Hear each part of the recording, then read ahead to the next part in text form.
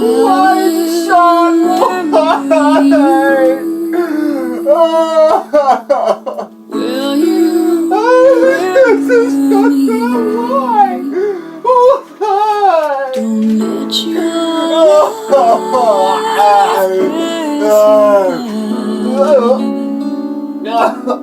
your Okay. Alright, so obviously we all know R.I.P. Deshaun Watson. Rowdies are not going to give up quite yet. Still going to try to make some moves and make something happen, but man, what a tough loss. So speaking of, shout out to Jeremy.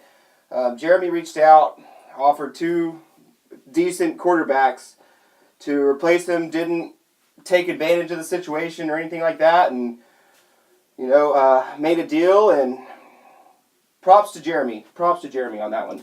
Okay, so all the games this week were decided by 10 points or less, except for Yuri's game because, well, Yuri. So 4 of those games were decided by 5 points or less. So the bad boys, what you gonna do? What you gonna do when they come for you? Yeah. Boom.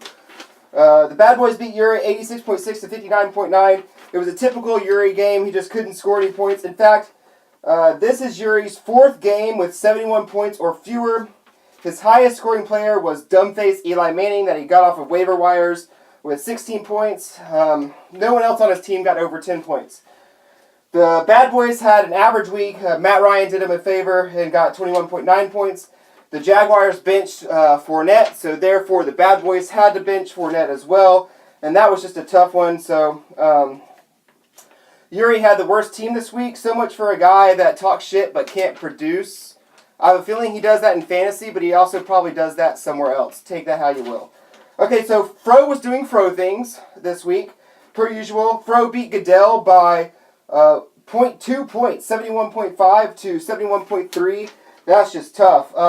So there are currently 4 other teams that have less points forced than Fro. He has 680 points allowed. So the only other team that comes close to that, oddly, is Roger Goodell at 709. So the next closest is Bad Boys at 804. That's a difference of 124 points. Wow. That's insane. Jonathan Stewart got negative 1.9 points. I don't know what's going on there. But Fro had Alshon Jeffrey and Drew Brees, who got him over 20 points between the 2 of them. Roger Goodell had 5 players at under 5 points, even with Russell Wilson getting 26.7 points.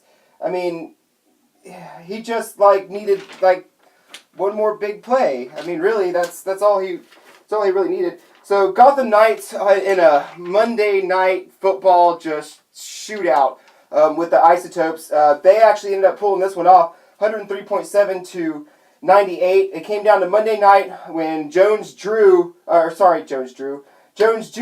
a hell of a game. And as kind of predicted by Tim in his video, he said that this could potentially happen. He got 22.7 points and Jordy Nelson got 3.5. Ouch. That's not, I mean, Aaron Rodgers is out. It's just not the same Jordy Nelson. But Tim's got Le'Veon Bell coming back this week, so that's good for him. Bad for the Rowdies, good for him. So it was looking really good for Tim, just kind of starting out. Thursday night with Tyrod Taylor, he got him 30.5 points. Zeke didn't have a huge game, but he had a pretty decent game. Still locked in 15.3 points. And Robert Woods, who? I looked at it, I was like, Robert Woods? Okay, cool, Robert Woods. He killed it with 19 points. Good job, Tim. I don't know if that was a random find or maybe I'm just lost in the shuffle, the Cupid shuffle. Okay. So, who would have thought? So, Tim also had 5 players on bye, so he was so close, so this is a really tough one to swallow for Tim. And it's fair to say that the Saints defense and the kicker for the Knights probably won this one for him. 18 points for the defense and 17 points for the kicker. Other than that, he had 4 players with less than 7 points. Experience loses a heartbreaker, like a straight-up heartbreaker, to the Sharknadoes. Sharknadoes again put up 100 points, but this time they finally get the win. And you got to feel for Cody there, man. I mean, we've all been there. We've all scored a ton of points. And then somebody just happens to score a shitload of points.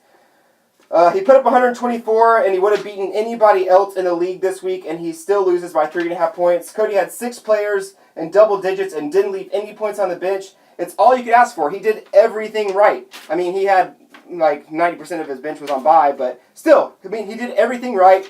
He scored a ton of points, and he still comes away with a loss.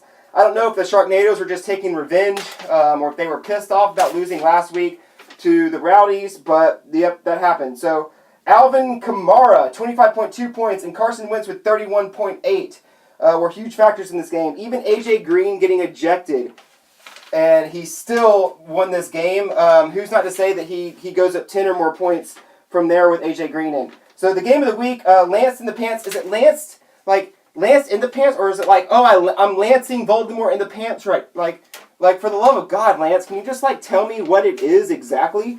I still don't understand. So he beat Voldemort, or should we start calling him AKA? Because he's not Voldemort anymore. I mean, it's like he lost the voodoo, he lost the scare factor. So should we start calling him Gonzo Nose? Like, if you don't know what a Gonzo Nose is, text Cody. He'll send you a picture of a Gonzo Nose. Oh wait, that sounds a little creepy, but it's okay. It's okay. Just text and be like, what's Gonzo Nose? It's actually pretty funny. Or we could call him Care Bear. Oh, little Care Bear. Because he doesn't do shit to anybody. So, yeah. So it looked like Voldemort was going to get their first win here, but his kicker was doing well. Amir Abdullah was doing decent. And then Stafford just went ahead and just got like 26 points, so that was great. Kevin also left Jay Ajayi on the bench. I'm not sure why. I mean, I guess he was assuming that he wasn't just going to come in and just do some good stuff. But if he had played him, he would have pulled a fro and probably barely won that. Lance also left Lynch on the bench with 18.3 points, as well as Sammy Watkins with 12.7 points. I get it, though. Those guys are hard to start. You just never know. They're kind of up and down.